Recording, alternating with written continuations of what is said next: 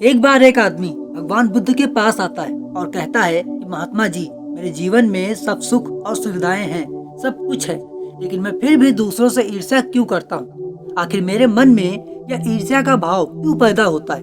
महात्मा बुद्ध कहते हैं, क्या सच में तुम अपने भीतर से ईर्ष्या का भाव खत्म करना चाहते हो? वह व्यक्ति कहता है, जी भगवान, मैं अपने जीवन से पूरी तरह से यह ईर्ष्या का भाव खत्म करना चाहता हूँ, क्योंकि इस ईर्ष्या ने मेरे जीवन को नर्क बना रखा है। ये सुनकर भगवान बुद्ध कहते हैं कि तुम्हारी सबसे बड़ी सफलता यही है कि तुम स्वीकार कर रहे हो कि तुम्हारे अंदर ईर्ष्या है, क्योंकि बहुत से लोग यह स्वीकार ही नहीं करते। वो ये तो देखते हैं कि उन्हें पीड़ा है, लेकिन वो पीड़ा किस बात की है, क्यों है, यह नहीं देख पाते हैं। भगवान बुद्ध उस व्यक्ति से पूछते हैं कि ये बताओ, जब तुम कोई गरीब को देखते हो तो तुम्हारे अंदर क्या भाव उत्पन्न होता है? वो व्यक्ति कहता है कि दया का भाव। फिर भगवान बुद्ध उससे पूछते हैं कि यदि तुम किसी अमीर और धनवान व्यक्ति को देखते हो तब तुम्हारे भीतर क्या भाव उठता है? वो आदमी कहता है कि जब मैं अपने जैसे किसी धनवान आदमी को देखता हूँ तो मेरा मन कहता है कि मैं उससे और अधिक धन कमाऊं और अमीर बन जाऊं। तब भगवान बुद्ध पूछते हैं कि यदि सामने वाला व्यक्ति तुमसे अधिक धनवान हो तो तुम्हारे भीतर क्या भाव उठता है? फिर वो व्यक्ति कहता है, तब मुझे लगता है कि मैं कैसे भी करके मैं उसे पीछे छोड़ दूं। तो भगवान बुद्ध कहते हैं कि जब तुम सामने वाले की बराबरी नहीं कर पाते हो तब तुम्हारे मन में क्या भाव आता है? वो आदमी कहता है, तब मुझे उस आदमी से ईर्ष्या होने लगती है। तब भगवान बुद्ध कहते हैं, बस इसी तरह ईर्ष्या का जन्म होता है। ईर्ष्या का अर्थ होता है अधूरापन। जब तुम्हें लगने लगे कि सामने वाले के जीवन में कोई कमी नहीं है, तब तुम उस आदमी से ईर्ष्या करने लगते हो, क्योंकि तब तुम्हें लगता है कि उसके पास तुमसे कुछ ज्यादा है। और उस अमीर व्यक्ति के अंदर ईर्ष्या का भाव किसी दूसरे व्यक्ति के प्रति उठता है। फिर वो आदमी भगवान बुद्ध से पूछता है कि भगवान, मुझे यह तो समझ में आ गया है कि ईर्ष्या क्या होती है, लेकिन मुझे यह नहीं पता कि ईर्ष्या खत्म कैसे होती है। आप हमें यह बताएं।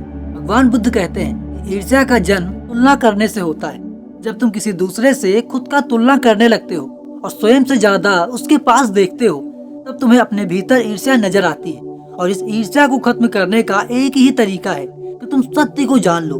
और सत्य यही है कि जिस तरह सूरज की तुलना चंद्रमा से नहीं की जा सकती, ठीक इसी तरह किसी मनुष्य की तुलना दूसरे मनुष्य से नहीं की जा सकती। और अगर कोई भी इंसान ऐसा करता है तो फिर वह जीवन का अपमान करता है। वह खुद के जीवन का अपमान करता है, अपनी सांसों का अपमान करता है, क्योंकि यह जीवन हर किसी के भीतर दौड़ रहा होता है और हर कोई एक दूसरे से अलग है।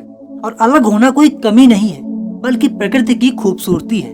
तब वो आदमी भगवान बुद्ध से कहता है कि भगवान, यह सत्य सुनने में तो बहुत अच्छा लगता है, लेकिन इसे जीवन में उतारना बहुत कठिन है। तब भगवान बुद्ध कहते हैं कि इसीलिए कहते हैं कि सत्य को केवल सुनो ना, बल्कि उसका अनुभव करो। तब वह व्यक्ति कहता है कि सत्य का अनुभव कैसे किया जाता है?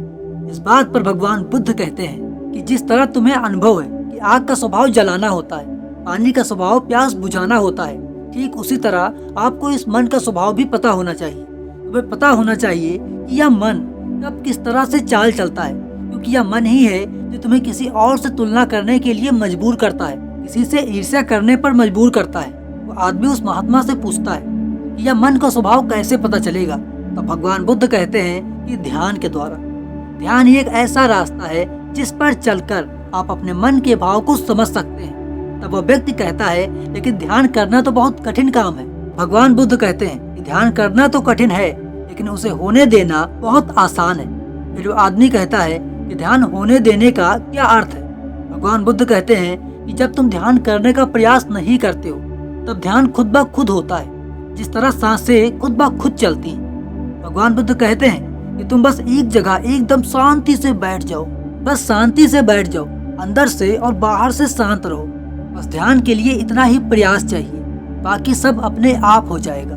बस इतना ध्यान रखना कि तुम्हें ध्यान करना नहीं है, उसे बस होने देना है। आप सभी लोगों को यह कहानी अच्छी लगी होगी। ऐसे ही और कहानियों के लिए इस चैनल को सब्सक्राइब जरूर कीजिएगा। और इस कहानी को सुनने के लिए आप सभी को बहुत बहुत धन्यवाद।